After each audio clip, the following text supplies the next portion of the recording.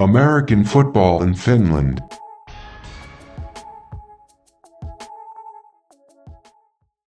The voice in your ears and the face on your screen. I'm Perfect Purvis, and this is American Football in Finland. Today, I'm joined by my co-hosts, Coach Q and Chris Green. What's going on, fellas? We back, baby. Another week.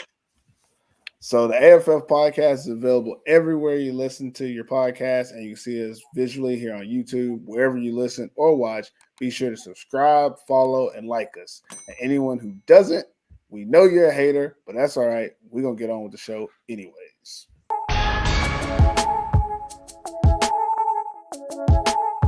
Okay, so Maple League teams are back in action on Thursday with the Helsinki Roosters versus Helsinki Wolverines, the Helsinki Derby. And then the Kuopio Steelers take on the Porvoo Butchers on Friday, and Seinäjoki Crocodiles and the Lohja Crusaders play on Saturday. Let's spend a little bit of time talking about each one of these matchups. First up, Helsinki Derby, Roosters versus Wolverines. Q, what's an interesting storyline or question you got for this one? I think the interesting thing would be what players are going to play for the Roosters. They have some guys with some tweeners, some somewhat injured but playing still. Like I said, they just got all those guys, Oko back. They got a lot of those guys back. I don't foresee Oko them really having to play this game. Maybe the first drive or two. I wouldn't really play them like that because I save them for when I really need them. But I think interesting thing would be quarterback, how long Ambrose will be in the game. Are they going to run the ball and keep it conservative? Or are they going to try some plays that they maybe haven't tried yet? So I suspect a lot of the guys that don't really play a lot or don't get a lot of reps in the game, they'll probably see a lot of more play time this game. But I still see, Roosters handling business. So if it is any interesting aspect, just to see what backup guys are going to play for the Roosters. But also the Wolverines, coming down off of winning, how they're going to approach this game against the Roosters. That's the big brother or whatever. So right back playing the Derby again. The last time it didn't end good for them. So I think, it'll probably be a little bit of that this time. But still interesting to see what type of intensity and just, heart that the Wolverines come out with. What about you, Chris? Question or storyline you got for this one? What type of offense are you going to run? I'm talking about the Roosters here, because do they go run heavy? Do they go pass heavy? They can pick their poison against this Wolverines defense. So I think it's a game where they can try things out that they may not necessarily have used earlier on the season, maybe preparing for when they play the Crocs again. So maybe they're having to look at different things that are going to work for them on offense. I know it's a completely different defense. I know the Crocodiles' defense is a lot better than the Wolverines, but it's an opportunity to have a look at some different things to see if, I quite like that in the playbook. Let's put that in, or let's adjust this a little bit. So I feel like it's a game where they could use to their advantage, because they're going to win the game, but there's time for them. I guess they could use it as kind of like a practice. It's another practice for them, but in a game sense. So it's an opportunity for their offense to say, okay, let's figure out what is definitely working for us and what isn't. Because as we saw last week, Ambrose had to pull out a lot of incompletions. So it'll also help with him. It's a bit of a tune-up game for him as well. Get his confidence back, get him some nice completions, some early completions, and some stuff down the field. So I think it's a nice game for the Roosters to have at this point in the season, just after coming and playing last week playing the Crocodiles. So, yeah. I think for me, my question would be to the Roosters, how many points can you score? Last time, it was only 63. I say only because we could do better, guys. We could do better. I'd like to see something closer to 70, 77 points scored in this game, because I believe wholeheartedly that when dealing with little brother, you cannot let little brother think there's a chance that he could beat you at some point eventually. I say that as a person who has a little brother, and growing up, we played sports against each other. He never had a chance. I never gave him a chance. I have a 5-year-old daughter. she ain't got no chance. She knows that. She needs to know it. She hates it, but she still wants to beat me. But she knows if she beats me that she deserves it. I think that's how the Roosters should treat the Wolverines. Don't take it easy on them just because you know their little brother. Put your foot on their neck. This is football. I like to see 70 points. I think that'd be pretty cool. See a 70-point game. I don't think we've had one this year. So if y'all could do that for me, that'd be pretty cool. I'll start wearing my Roosters hat like Q is. You know, put up 70. I ain't got no Roosters hat, so Roosters hook me up. Key matchup in this one. What do you got, Q? Key matchups. Tough one. Alvin Reels against Ethan Greenfield. Oh, we like that. If I had to name one, I think that'd be a good one. You know, their running game has a lot to do with opening up that passing game for the Roosters. So Alvin Reels is going to have a big, you know, task on his hand because he don't have the D lineman to hold off offensive linemen. So a lot of his plays are going to have to happen with him coming off the blocks and blitzing and stuff like that. So he has to have a big presence for them to somewhat try to hold the Roosters offense off. So if anything, I would say it would be him against Ethan Greenfield. Makes sense. What about you, Chris? What's a key matchup for you in this one? I'm going to go a key matchup for the Wolverines to have any sort of opportunity to be competitive in this game, and that is going to be the Roosters' offensive line against the Wolverines' defensive line. We know Ambro doesn't like being under pressure. When he's under pressure, he gets happy feet. He makes bad decisions and poor throws. So if they can get some sort of penetration upfield, that Wolverines' defensive line, it could create opportunities for the defensive backs to be able to pick the ball off. So I feel like for the Wolverines to be competitive in this game, they need a good push from their front defensive line to be able to get into the backfield to cause Ambro to make mistakes with his throws and his accuracy. So yeah, for the Wolverines to be competitive, their defensive line needs to beat the Roosters' offensive line. That makes sense. For me, I'm gonna chalk it up to the Roosters.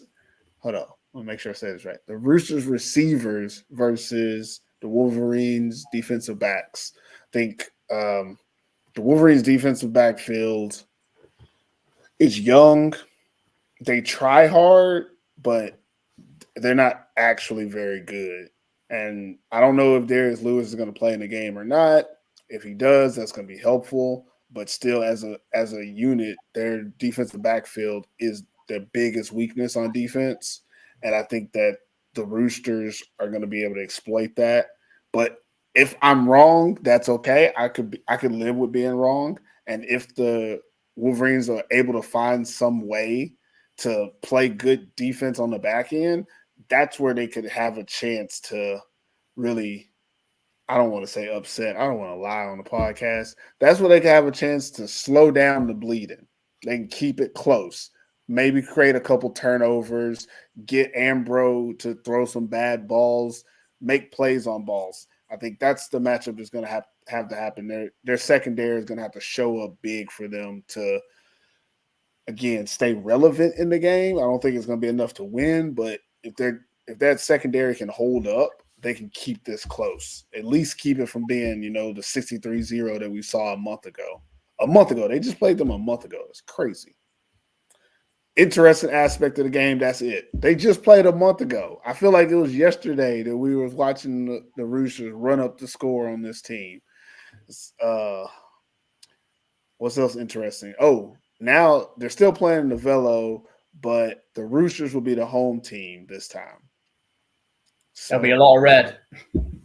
I mean, there was a lot of red last time, but last time all the Roosters fans went and sat in the sun to be behind the Roosters. And you saw it on the film. There was a whole lot of people over there. So I guess this time they'll sit in the shade. I don't know what the weather is going to be like. I don't know if I'm going to make that trip. I'm not going all the way to Helsinki to watch the blowout. I did that last time they played about a month ago. So y'all ain't going to get me back out there. But yeah, that game will be interesting. The Helsinki Derby.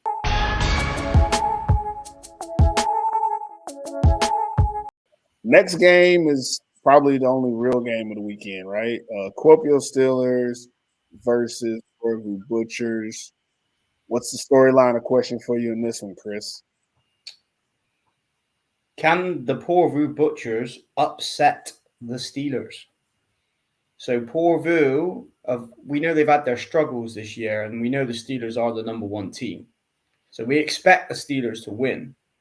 But the Butchers ain't got nothing to lose in this game because they don't have to win this game to make the playoffs. But it's an opportunity to see if they can compete with the best team in the league. Because it's some way or shape or stage, they're probably going to play them in the playoffs because we're thinking that Porvoo is probably going to be the 4th seed. So they're probably going to see this team again in the playoffs. Exactly. Steelers are the 1 seed. So, again, it's an opportunity for them to have a look and see what's going to work for them because you're prepping for the playoffs in a sense because you've got to have one eye on that already. Yeah, they've got to take care of victories elsewhere, and no victory, I don't feel, for the Porvoo Butchers is automatic. Maybe the Wolverines game, but the other ones are not automatic. Like, I feel like the Royals could potentially upset them. I feel like Raiders could potentially upset them. I know that's cute. I know that's I'm just playing devil's advocate here. I'm playing devil's advocate. That's all I'm doing. I'm playing devil's advocate. I've got to keep it interested. Otherwise, it's boring. You're right. Yeah, I mean, there's potential there. It's not automatic.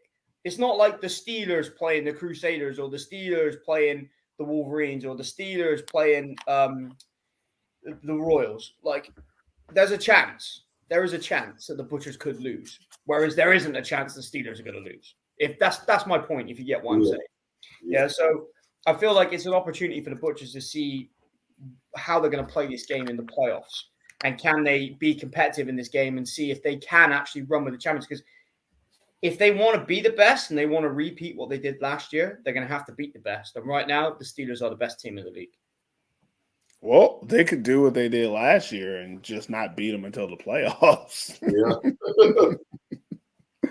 Oh, what about you, Q? What is the question or storyline you got in this one?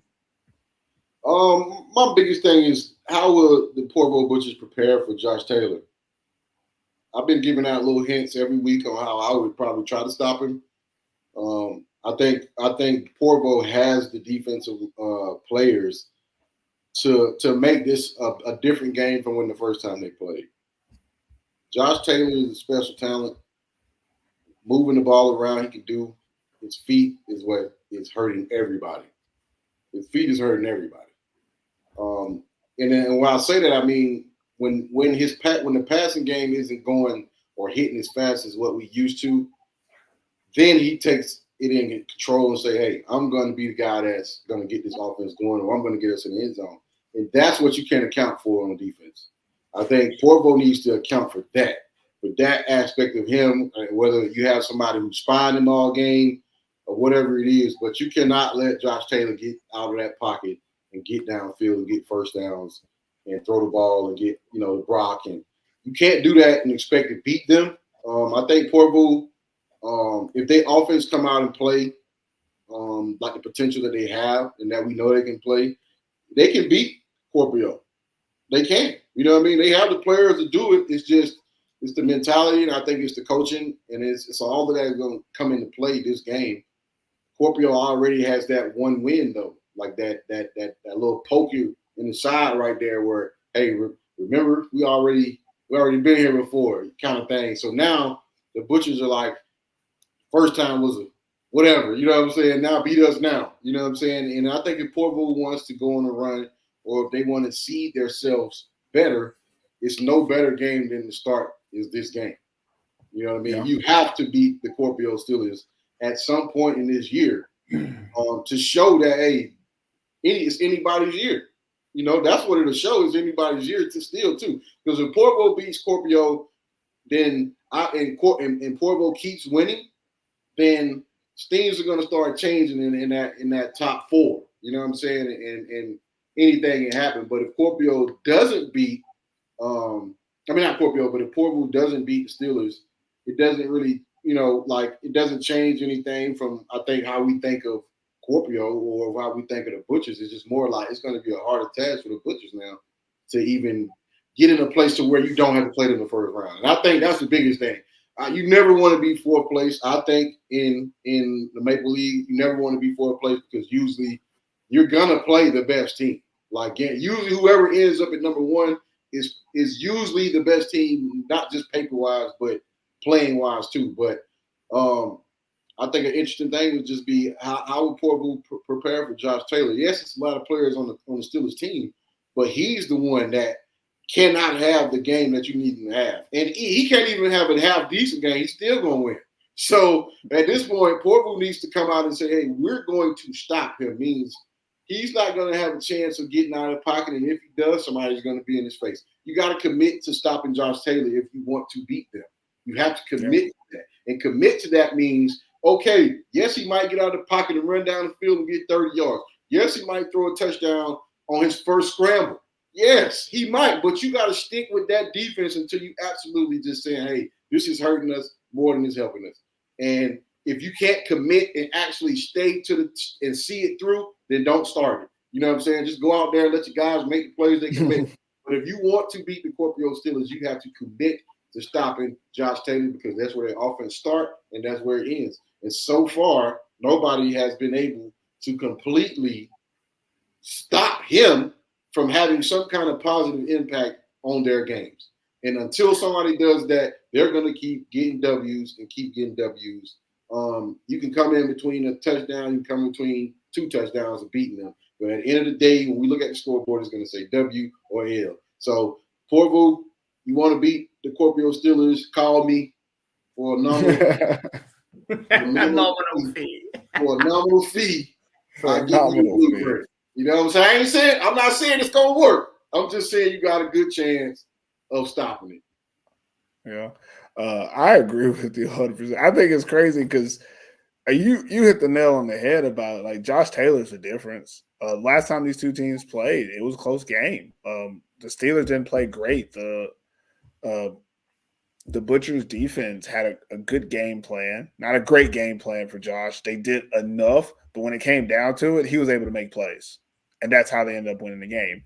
My question for the Butchers going into this game is really, what did you learn from last time? Because that last game, that was the first time we saw the Steelers not play great offensively. And since then, we've seen them kind of stumble against, I want to say, both the Roosters and the Royals. Is that the last 2 teams they played? Like, they haven't looked great. And it's all because we first saw them not look great against the Butchers, which, again, what was that, like a month ago? We're redoing games, right? So we're doing games from a month ago. So I want to know what you learned. I want to know what the Butchers have learned, and we'll see in this game. Offensively, they were inept last time. They didn't get anything done. That's the biggest thing they have to change is, how can you successfully move the ball against this defense and prove that you can score? Because if they had been able to score, it was a 21-7 game, one of the lowest scoring games we've had all year. That's just bad offense on their part, and then the Steelers didn't play great either, but ended up getting enough points to win.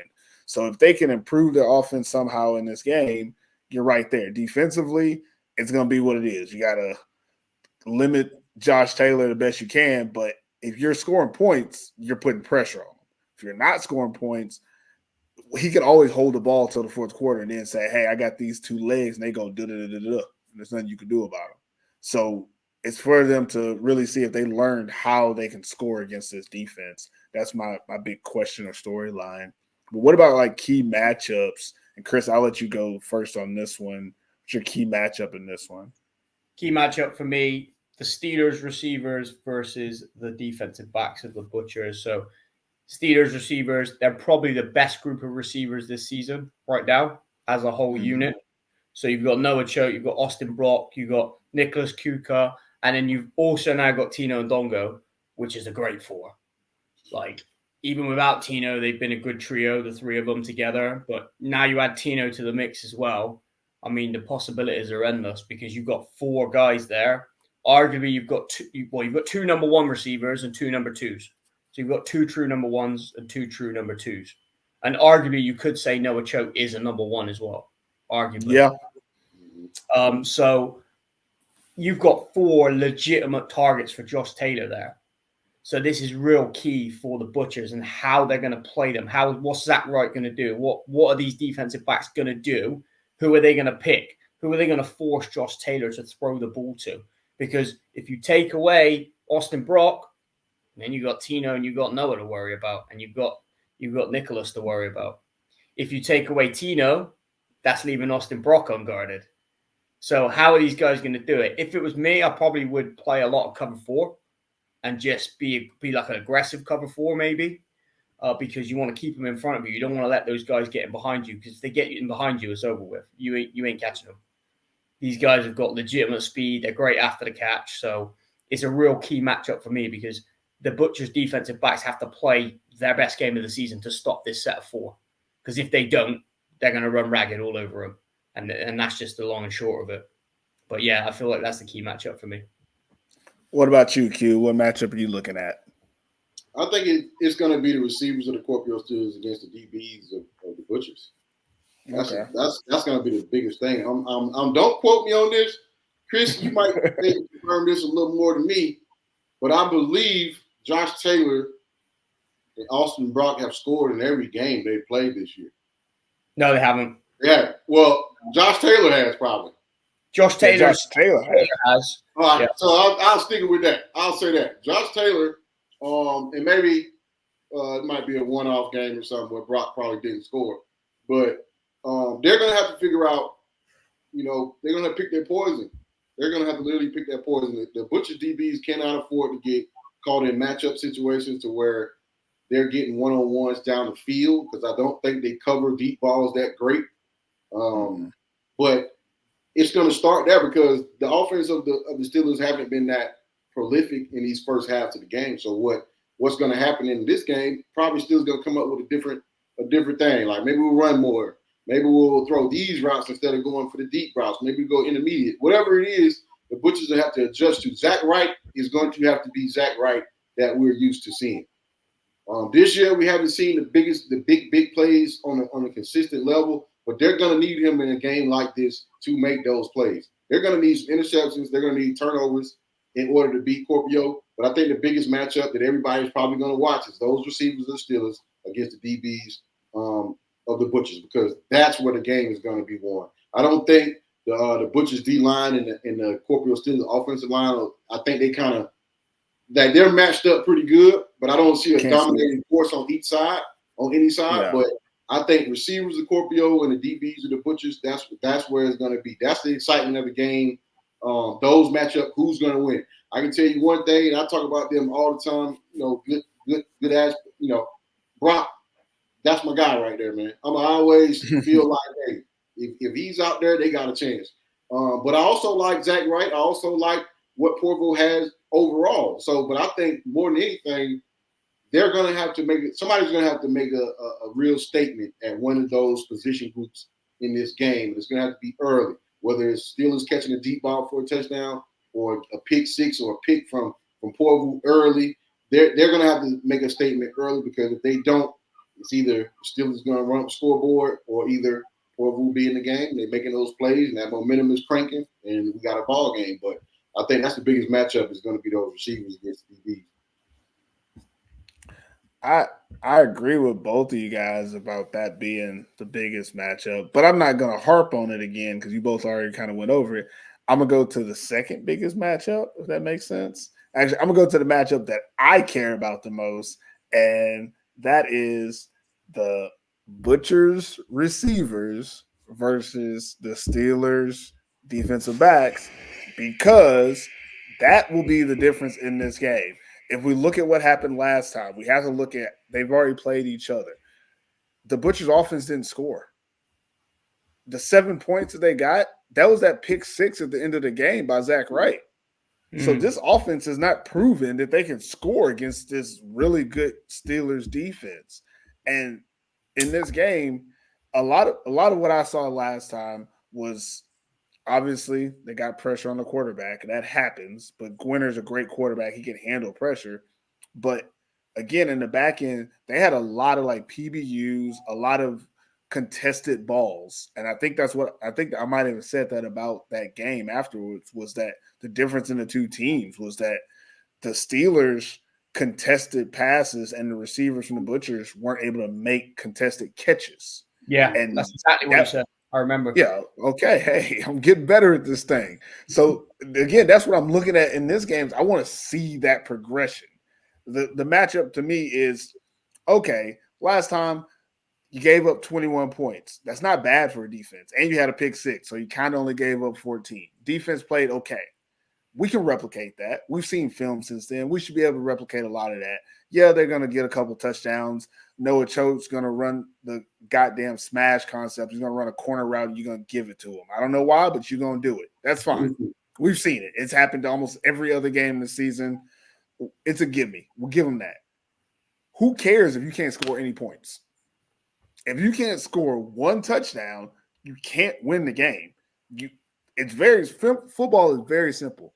The winning team has to have more points than the other team. And if you don't get any points, you can't have more than the team with points. And if this offense does not score points, you can't win the game. Like, very simple. I think that the Butchers defense has progressed a lot this year. We've seen them play well, and we've seen this from all teams in this league. If your defense is good, they're going to give up points. That's the nature of the game. If your offense is bad, you're going to lose the game because you can't manufacture points from the defense at the clip that you need because the offense is constantly giving the other team opportunities. So I really want to see what these receivers do to get open in this game. I think a lot of the reason that they didn't catch a lot of passes or be successful last time was because they didn't create a lot of separation.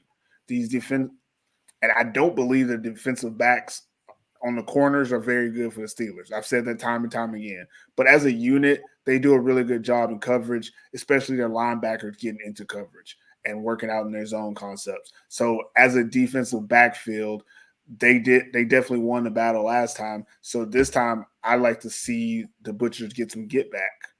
And not saying that I like to see the Butchers win the game, but I like it to be a little more interesting. I'd like to see a little back and forth, and that really is going to put the pressure on their receiving core to be better than this defensive backfield from the Steelers.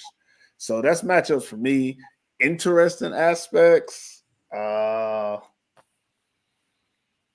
don't really have much interesting aspects on this one. Aside from the fact that you said it before, like this might be a game 2 pre-playoff game. Yeah, it might be game 2 of 3. This might be the setup for a playoff game for these two teams, unless the Butchers win this game. Maybe a slide into third place and not have to see them until maybe later. Like, I don't know, but if not, I mean, you still go into this game thinking, okay, worst case scenario, this is the last time we play them. No, best case scenario? Yeah, best case scenario, this is the last time we play them. Worst case scenario, this is 2 of 3. So you still want to win this game, but you also want to do enough that, again, like I said from the first game, you want to learn from this game. I think as long as they're able to play competitively, they don't necessarily have to win it. Like you said before, they don't have to win this game. The Butchers don't. But they do need to play competitively. They need to play close enough that you think that they could win in the playoffs. So they need to show that in this game. And again, you can't do that if you can't score any points on offense.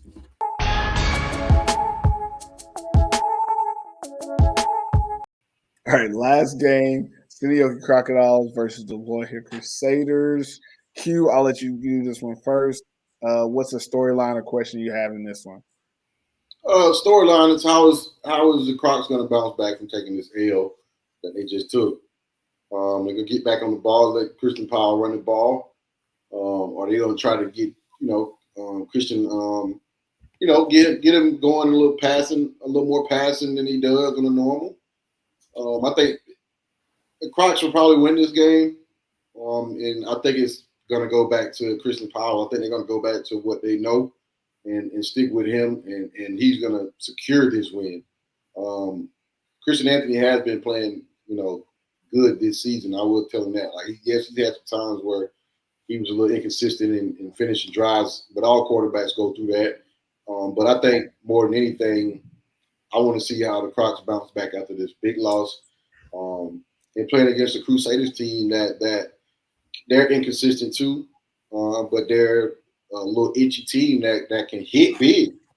So I don't want the Crocs to go in this thing, and this is probably going to be easy because a lot of times teams do that and they don't play up to what they should be playing up to. They play up to what they're playing against.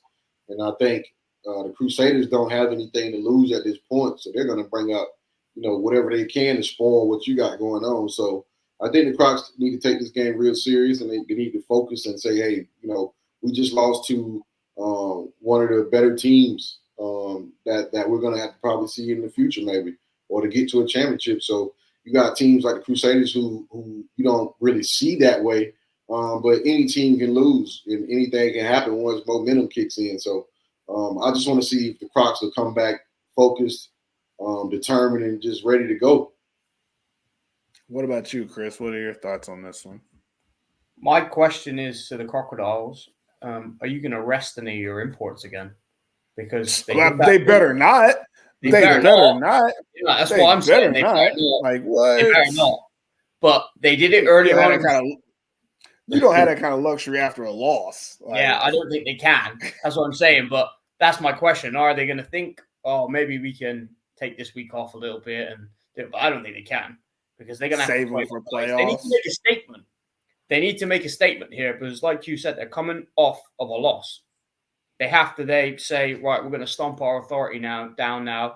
The last week was just an off week. We only lost by one score. This is what Crocodiles' offense and defensive football is about right here.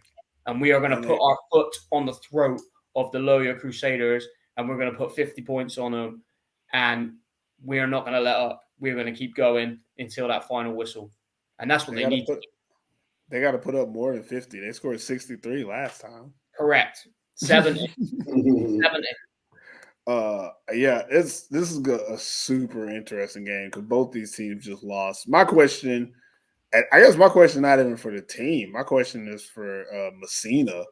How will he bounce back? I want to know how he's going to bounce back from that last game, because it was a bad game for him personally, well, individually, and I hope that he bounced back the way that we want him to. Last time these two teams played, it was 41-63. So obviously no defense was played. So for the Crocodiles, let's play some defense this time, guys. But for the Crusaders, the team we just saw play against the Wolverines, again, 41 points. So obviously y'all can score, but I don't know if y'all going to be able to do it at that clip against the Crocodiles if y'all still are having errant throws by your quarterback, a lot of miscues, drop passes, like just bad football being played this last week. And that's not the team we've seen most of the season. So I'm going to question it more to Messina, because I feel like he is the team. Like, he's what the team embodies, but also to the team, how do you bounce back from last week's bad performance? Because it's not going to get any worse. The only place you go from here is up. Let's go key matchups. Chris, what do you got for key matchups in this one?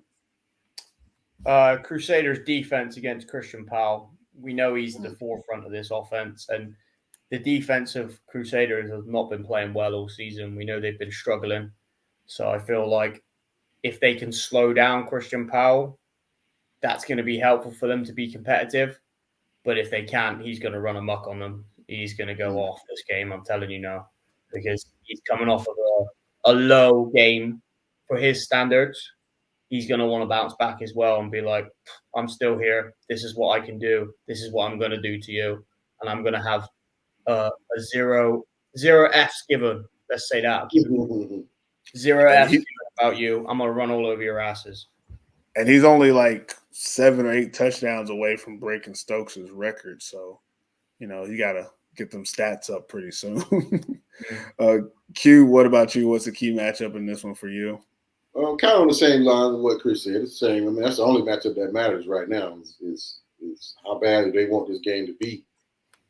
But Christian Powell against that whole defense, he's a load to handle. He runs hard, strong, all the things that everybody already know about Christian Powell, I'm sure the Crusaders know this too. So, like you said, the last time they played, it was a high-scoring game. I don't think this game is going to be like that on both sides. I think it'll be like that maybe on one side. But I think Christian Powell, after losing the way they lost last week and him not touching the ball, I would hate to be the Crusaders this week. I just say that I'll hate to be them because I think like they're gonna make sure he's back happy, which he probably not mad or anything. But I know losing the game and you being the guy and not touching it on the goal line, that's like your area. You know what I'm saying? So more than anything, I think just their whole defense against Christian Powell, man, because he probably looking at an over 200-yard game against them probably. That's crazy, 200. For me, I agree with y'all, but I'm gonna go in a different route with mine. I'm gonna go Crocodiles defensive line versus Crusaders offensive line, because we saw last week Crocodiles brought in they basically have two ends now, and they just re-signed Philip Zakic back. So between those two ends, Felix Natois and Philip Zakic inside, they might be able to actually slow down Moses Harris. I think with those two interior linemen, that's going to help them slow him down. And then even when it's a pass play, they're going to be able to get to the quarterback. That Crusaders offensive line, it's not horrible. I've seen worse, but it ain't good. And it's not good enough to stop this group. So how well they do is really going to determine, because we said it earlier, I think in the last podcast, about, Messina needs to run more. He's going to have to run in this game, but they're going to have to do more, quarterback designed runs to keep that defense honest. You don't want those ends just, putting their ears back and saying, okay, we know it's a pass, we're going. And you also don't want the interior linemen saying, okay, we know this is the run plays they run, so we're ready. You're going to have to do something to kind of put them on even playing field and make them have to be honest about what they're doing and read keys instead of just kind of knowing the situation. I do think that matchup is going to have a lot to do with how the game goes, because if the Crocodiles dominate up front, we're not going to see any points from the other side. Like what you said, Q, it'll be a slaughter. That's what it looks like on paper, that it's going to be a slaughter.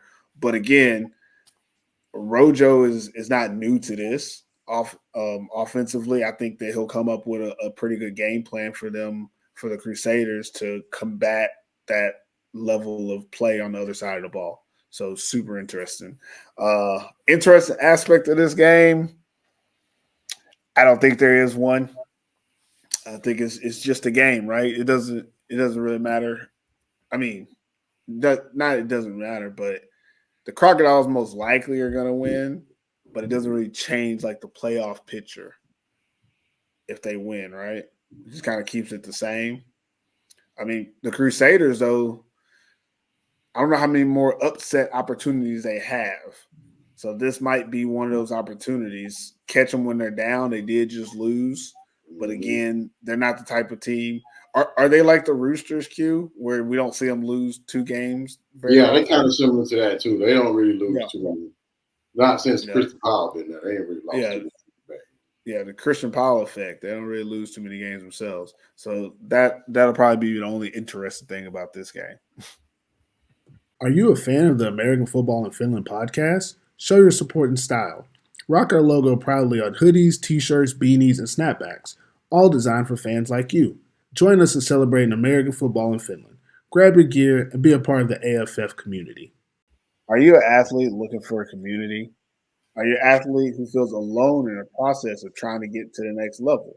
Join Ballers Members, a tribe for athletes in Europe with elite level mindset led by international legends Alpha Juice Jallo and Jock Crawford.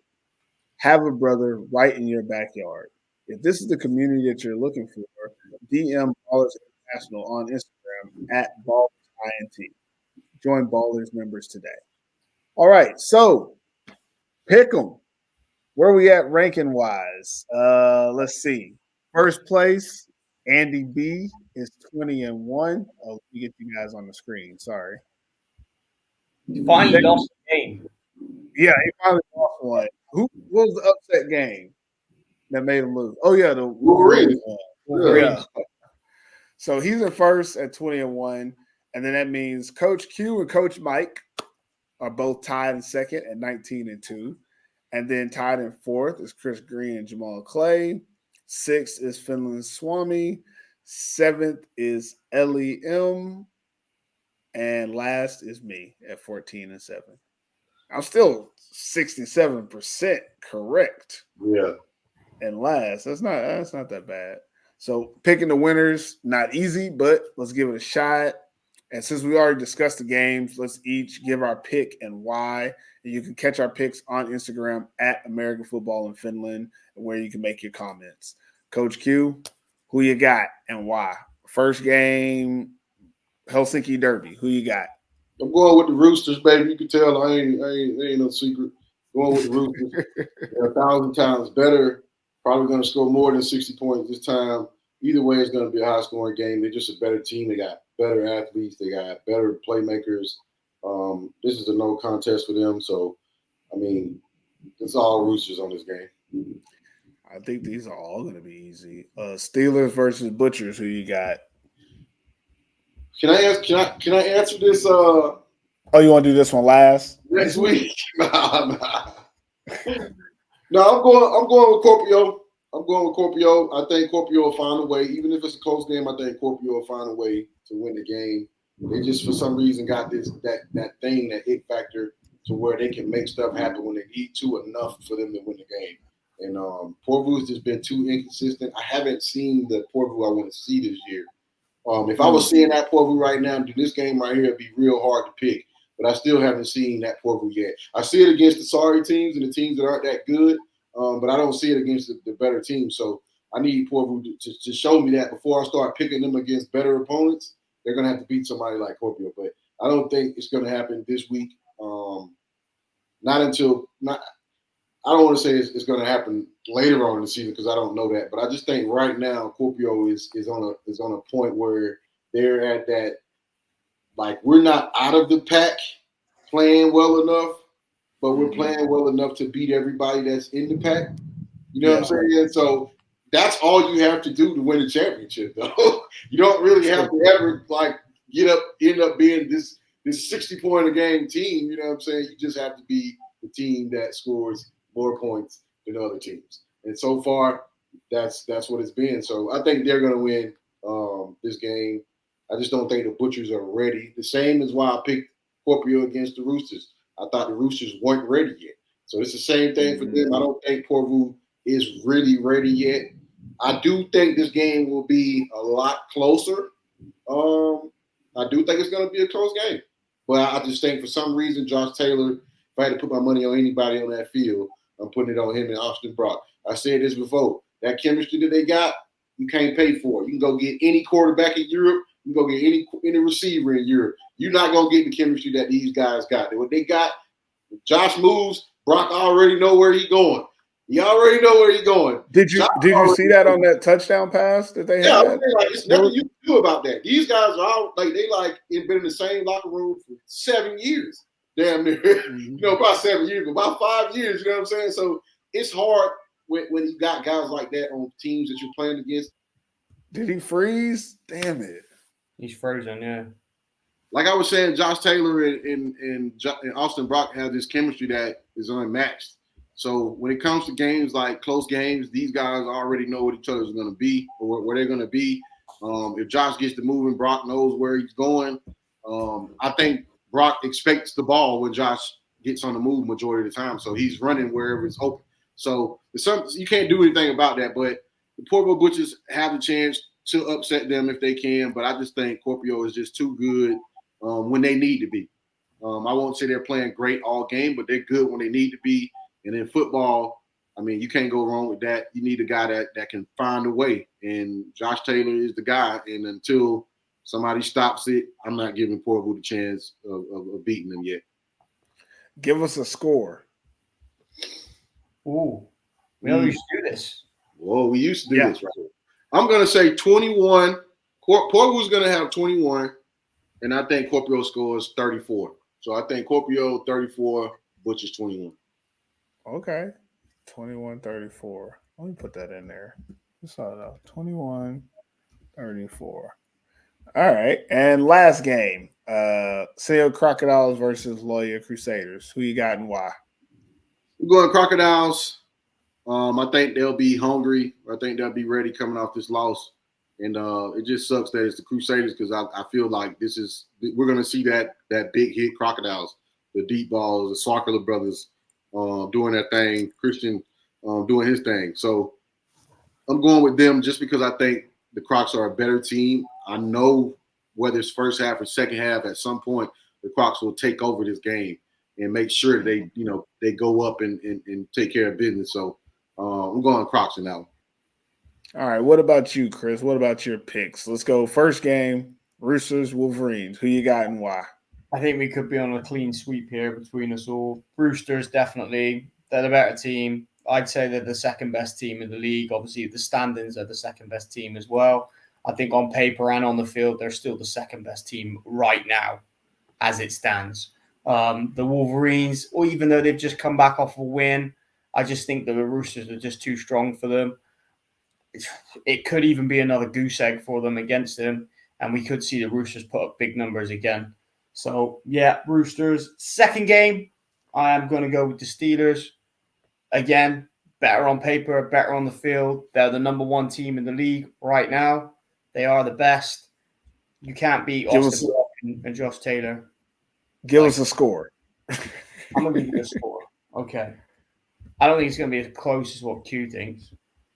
I'm going to say 35-7 to the Steelers. Damn. 37. Yeah, Porbu, I'd never try out like that, Porbu. I mean, that's tough. I can't. Y'all remember that. How do you say it's tough? The Butchers didn't score on offense last time they played them. Right? But it was only 21-7. What are you saying? They're gonna throw 2 pick sixes? Like that's tough. No, the Steelers' offense.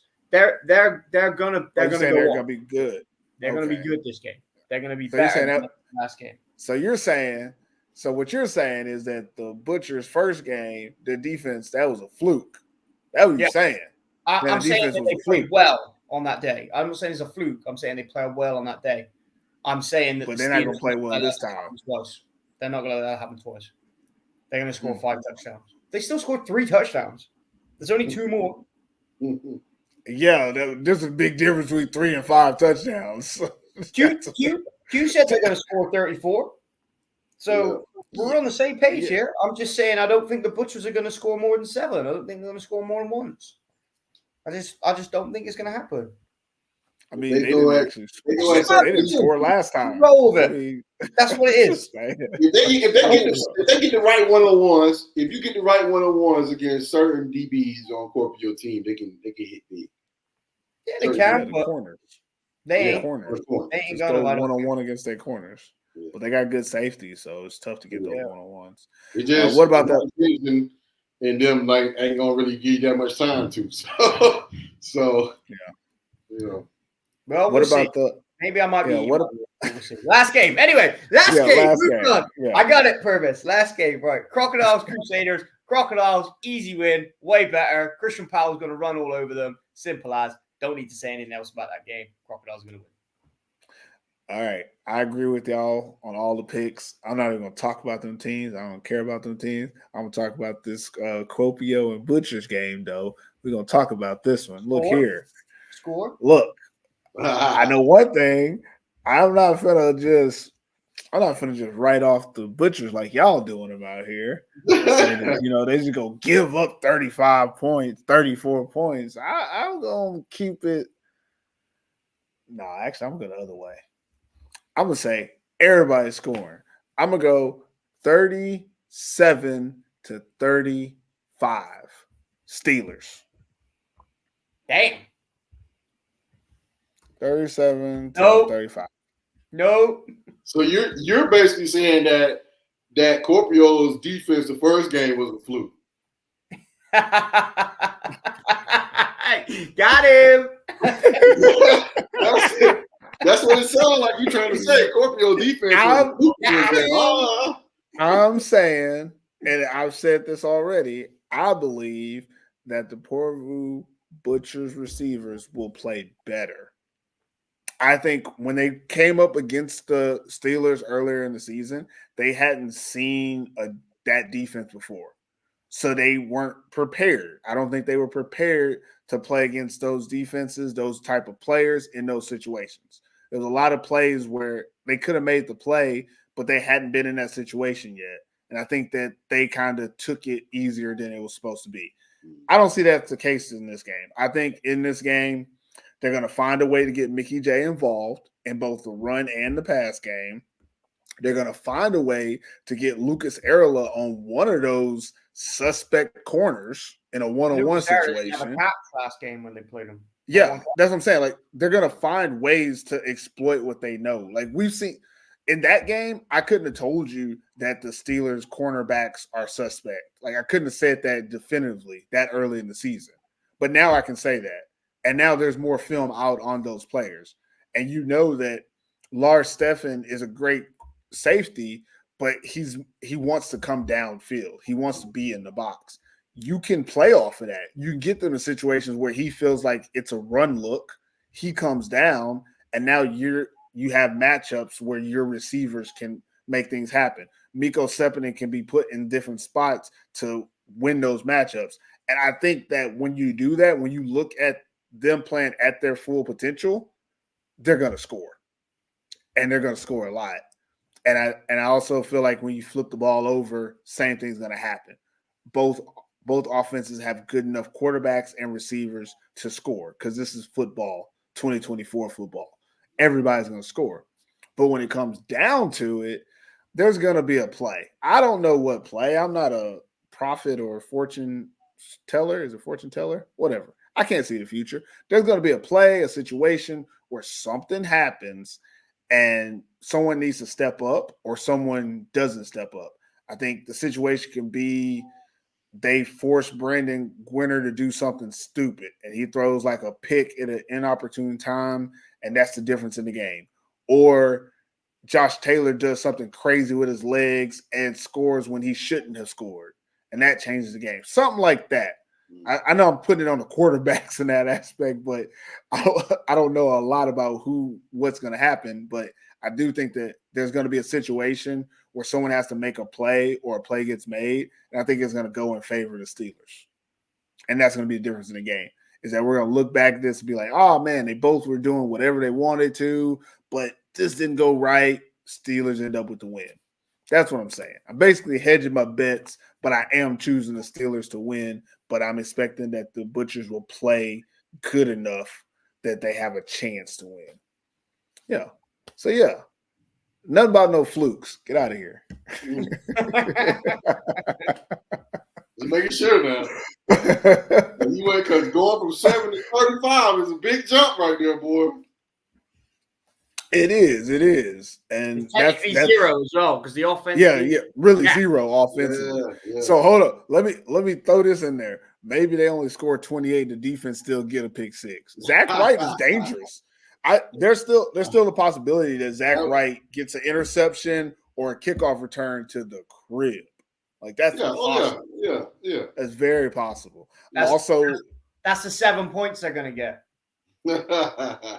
Out of like 35 from me. You give them, I mean, I ain't gonna disrespect them. That's not. I don't understand how that's disrespectful. They scored 7 points the last time they played them. I don't think they're gonna score more than 7 this time. It's disrespectful saying that they can't get better. Like, that's what the I'm not saying that. You're saying they didn't get better. I think they're going to be better on offense this time, but I still only see them scoring 7. You're saying they're better enough that they score the 7 from the offense and not the defense. Yeah, right. That's it. That's it. I think they're one touchdown better. We're gonna find out. That's all he's saying. Yeah. We're gonna find out. Hey there, fans of American football in Finland.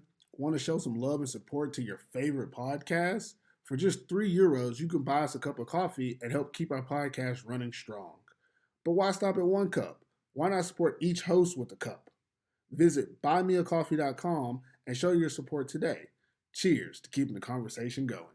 that's it for this episode of American Football in Finland. Any last word before we get out of here, fellas? I'm good. No, a lot today. We said a lot, man. We said a lot, man. 7. Really That's all I'm going to say. 7. You're never gonna get a Prove me perfect wrong. now. You're Prove never me gonna wrong. get a perfect. Prove me Never. wrong, Porgo. Ever. Prove me Oh wrong. man! Nah, If you're they right. score, You're right. if they You're score wrong. if they score anything over 7, and if y'all score anything over 7, y'all let Chris know. Y'all just let Please him. do. Hey, Tag him. they're going to get a touchdown and go for a 2-point conversion.